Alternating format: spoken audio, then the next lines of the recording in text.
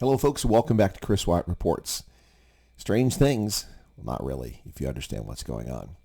Eastern Cape Premier Oscar Mabayane was out campaigning for a by-election in the Raymond Malaba local municipality when he stumbled upon a shack that the African National Congress local government constructed in 2021 for a family whose house had been gutted by fire. Now, he was out because the by-elections are scheduled to take place next Wednesday.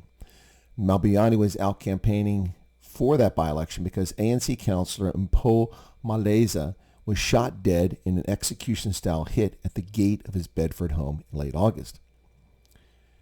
While campaigning, ANC leaders visited the Andries Stuurman family. Now, the unemployed Stuurman, 44 years of age, lives with his 5 unemployed siblings, 44 years old and not working. After Mabayane's interaction with the family, a prefab structure was quickly arranged and delivered to the homestead on Thursday. Wow, that was quick. Now, Stuurman told Mabayane when he visited, "Our main house was gutted by fire around early 2021. The people from the municipality came to build us this 2-room shack. The situation was bad because the shack had leaks and the floor would be wet and when it was raining. In winter, we battled the cold temperatures, but we had no choice but to live in it because there were no other means for us." No choice? Really? Not one of the 6 siblings could find work? Have they even looked? Yes, I know unemployment is insanely high in South Africa, but the 6 Stuurman siblings likely have 120 years of work time between them, and they don't. Now, there's a few things about this that need to be said in this disturbing situation. Number 1, expecting others to take care of you when you are perfectly capable of personal responsibility. Number 2, the notion that the state is responsible for basic human needs. It's not, folks. This also highlights the pervasive poverty that is persistent throughout South Africa, in no small measure owing to the inept macroeconomic policies and racial exclusion under the African National Congress. It also points out the need for proper education opportunities, not the ANC's Bantu education standards. And what about family planning services? 6 adult siblings not working, not looking for work, not moving to where labor is needed. Stop having so many children. Also, the need for serious cultural change. It begins with education, but communities also have responsibility for not tolerating sloth in their midst. Now, the execution-style murder of the local councillor highlights another set of problems. The notion that a government job is the best path to wealth and power, or at least a government position, not achievement, hard work, or sweat equity. And the political culture within the African National Congress that tolerates lawlessness among its members who resort to assassination to move up the ranks. This is no different than mobsters.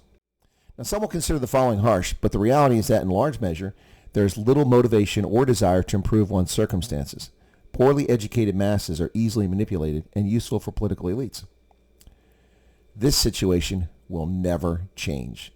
The hardworking and successful in South Africa, black, white, and brown, will always be fleeced to fund the poverty that persists to the benefit of political elites. Virtually none of these poor South Africans will ever escape their circumstances because elites do not want them to, and few of them have any ambition, drive, or desire to escape. They expect people to take care of them.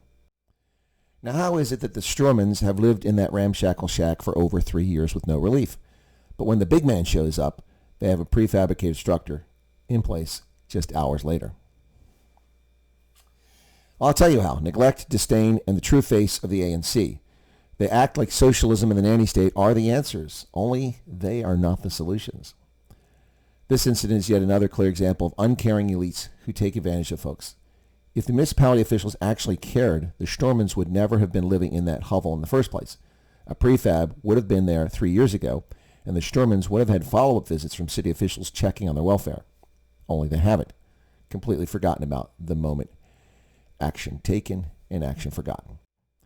The Stuurmans act the way the ANC wants them to act, as if they lack agency, are incapable of anything other than pulling the lever for the ANC every 5 years at an election time, and are dependent on others to get by.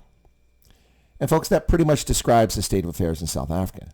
Now, before the arrows start flying, if they have not already, don't even try to come with the nonsense about white privilege or claim that I don't know what it's like to be poor. Been there, done that. But unlike this lot, I was not willing to live like that and had the drive to figure a path out of poverty.